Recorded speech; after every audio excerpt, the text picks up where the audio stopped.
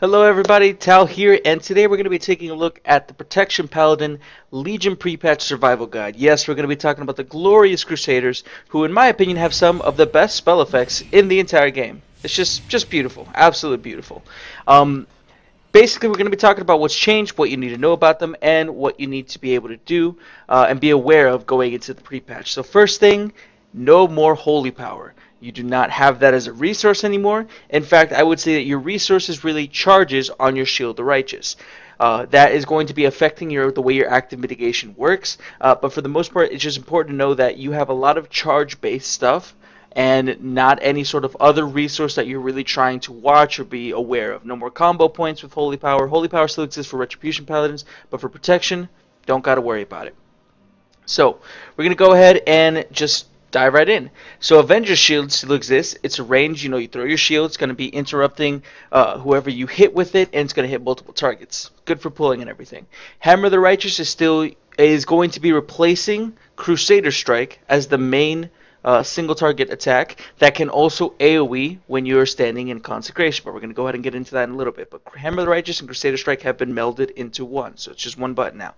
Shield of the Righteous still exists. It's going to give you some damage reduction. It's on a recharge system. Every couple seconds you'll get another one.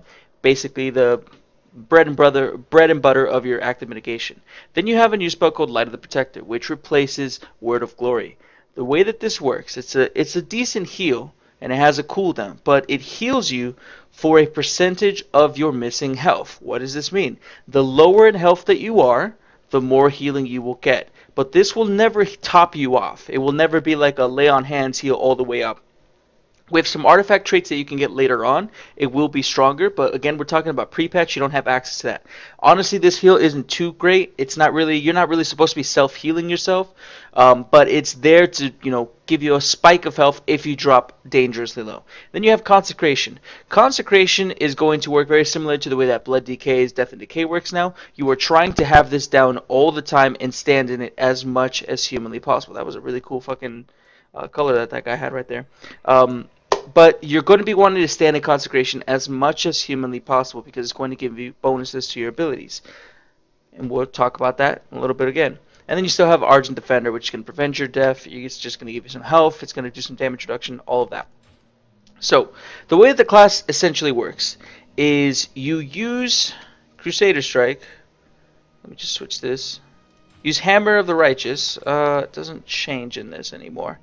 There's a couple of bugs going on right now, so that's why there's a little bit of an issue here. You can see I don't even have Hammer of the Righteous anymore, so let me just go ahead and put that back.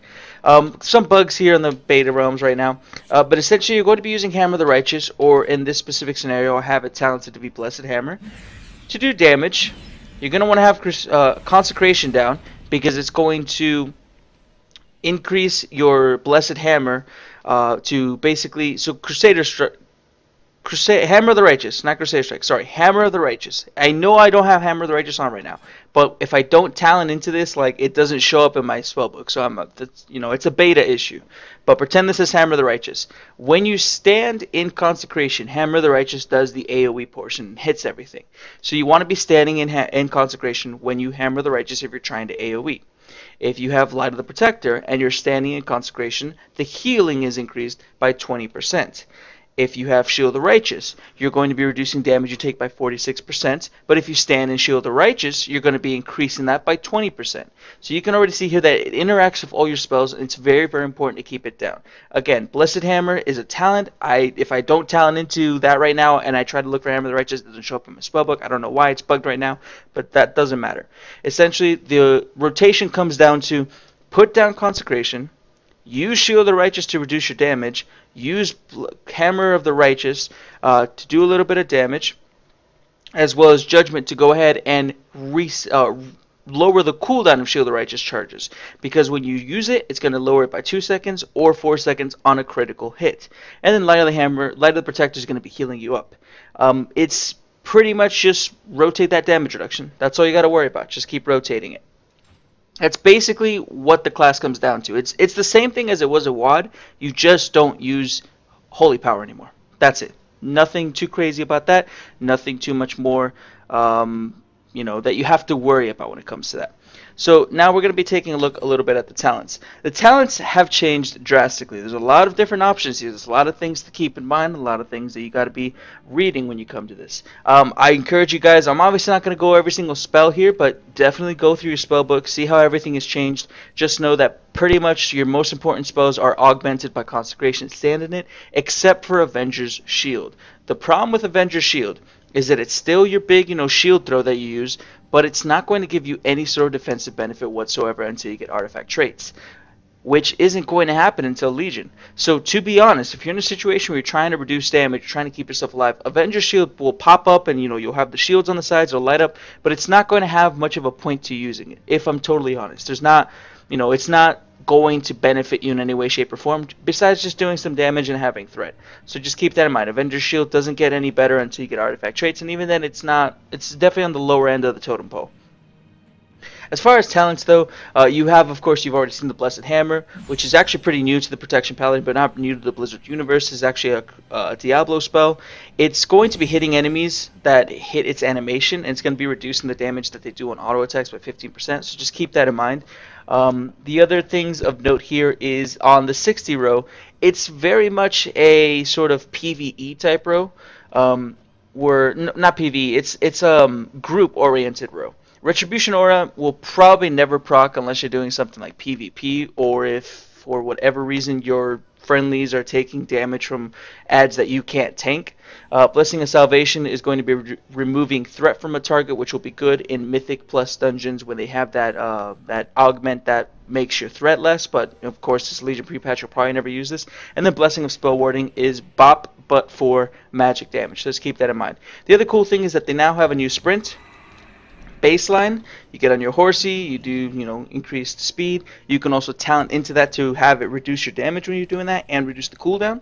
Keep that in mind. Then you have Aegis of Light, which is a super cool new spell that you have. It's basically a raid cooldown, but for close range people, it's going to reduce their damage by 20% for 6 seconds, so really, really cool there.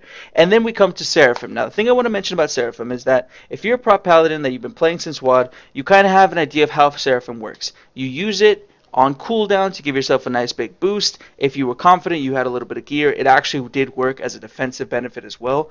The problem now is that Seraphim is only going to increase your stats by 750, and it's going to consume 2 charges of Shield the Righteous. The issue here is that Shield the Righteous does so much more now. It's going to reduce all damage you take by 46%, increased by Consecration. Okay? That's a lot stronger than the Warlords of Draenor Shield the Righteous. And it's going to be increased by Mastery. So, honestly, Seraphim is a situation, if you decide to take this talent, it's only used in a situation where you're not going to be needing that damage reduction. It's basically a talent that you take if you're trying to have specific moments of burst, or you use it when you are not currently tanking. You do not put this into a defensive rotation anymore. You can't use it like that because it's very easy to get insta-gift. Now, talking pre-patch, talking Hellfire Citadel, you probably won't have to worry too much, but keep in mind it's in a different place. It serves a similar function, but it's no longer in the same place as it used to be in Warlords of Draenor. Alright, so with that being said, also remember there are no glyphs anymore. You use minor glyphs that augment specific spells here in your spellbook. You can have as many minor glyphs as you want, but not more than one can affect one similar spell. So remember, if there's any sort of particular glyph that you always have had on since like Mists of Pandaria, and it's been changing the way a specific spell works, keep in mind that is no longer the case.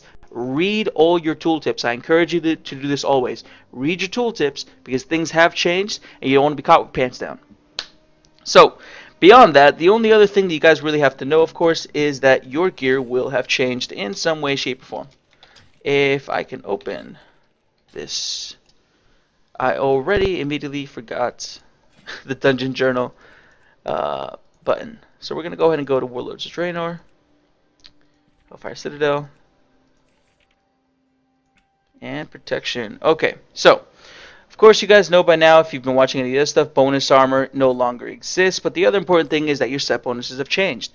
2 set, when you cast Avenger Shield, you can absorb effect equal to 5% of the maximum health for 10 seconds. And 4 set, your Avenger Shield has a 50% chance to have its cooldown instantly reset when used. So this set actually has not changed. So it's going to be the same. The only difference is that, whereas before in Warlords of Draenor, not only was it giving you the shield from the 2 set, but it was also giving you holy power, which you could use immediately on a defensive benefit. Your 4 set is going to, just be weakened by the fact that it no longer gives that holy power, and it doesn't by itself have a defensive benefit. You can still throw out a bunch of holy shield, Avenger shields, but keep in mind you're doing nothing really to survive besides the small shield that you get when you throw out Avenger shields. So just keep that in mind. Beyond that, there are no more bonus armor on items. If it did have bonus armor, it's been changed to something else. No more bonus armor on backs. Let's just go ahead and get down all the way to the trinkets, which are important to know. Andrew's Cursed Plume is going to be a versatility static buff along with a mastery proc. The Stone Sigil is going to be versatility mastery. Your class trinket, when you drop below 49% health, the light will heal you for 50,000 and deal 50,000 holy damage to nearby enemies. The effect cannot occur again for 12 seconds. So as you can see there, at a mythic level, that trinket is now 49%. If it's really that low, when I go on live, when I look at my Paladin on Tuesday, it's definitely going to be probably a situation where you're not going to want to use this spell anymore. It was broken because of the situation and the encounters that you felt. It was broken because of the situation of the WoD Paladin, where you got to the end and you had all this gear and legendary ring, and you just had to drop a little bit of health to go ahead and proc it. I probably, if this is really going to be that low of a proc chance, you have to be that low to use it. I possibly see this trinket dying and just not being used anymore. But I'm not entirely sure. That has to come down when the actual pre-patch comes out. Just be aware that the value has changed, so don't use it if you're still thinking that it's working in a similar way. Then you have Tyrant's Decree, which is a static mastery with the stacking stamina. Still pretty shit for all the tanks. We haven't wanted a stamina stack since a long time now. And then Warlords is still a haste with a damage reduction on the equipped. The only other thing to know, guys, is your stats, and for Paladins, it's pretty simple. You basically value haste, mastery, and versatility the most. If you have a piece that has any sort of mixture of haste and mastery and then versatility, that'll be best for your defensive benefit. Versatility is fantastic for tanks. There's been a lot of talking in the simulation craft community about how good it is, especially in Legion, so keep that in mind. But for the most part, you want haste mixed in with versatility. If you have some mastery versatility, that's fine. And the crit is on the lower end of your defensive side. I'm talking purely defensive stuff. We're not going to get into super offensive stuff until the expansion launches and we're confident, we have a lot of gear, all that kind of stuff. But there you go, guys. We talked about what's changed, the way that the class works now. Hellfire Citadel gear, glyphs, talents, rotation, and your stats. Beyond that, the only other thing I really want to point out with the Protection Paladin is they have a lot of damage reduction coming in from a lot of different sources. You don't have your artifact trait just yet, so keep that in mind. That's going to mean that your Light of the Protector and your Avenger Shield will not have as big of a benefit as they will later on, but Shield of the Righteous really covers that up by how strong of a defensive benefit it has. Beyond that, stand in your consecration, guys. That's the most important thing. Stand in it because it will save your life. Oh, one more thing. Apparently, Divine Shield does not reduce the damage that you take, or I should say, Blessing of Protection doesn't reduce the damage that you do, and it uses Divine Shield anymore. So you can just use it and keep attacking a target and still do full damage, apparently. So that's pretty cool. Something to keep in mind. But anyways, guys, that's the Protection Paladin Legion pre-patch survival guide. I hope you guys liked the video. If you did, drop a like, subscribe to the channel if you want to see more, and I hope all of you guys have a wonderful, fantastic day. I appreciate all of you greatly, and I hope that I see you guys again soon. Thank you.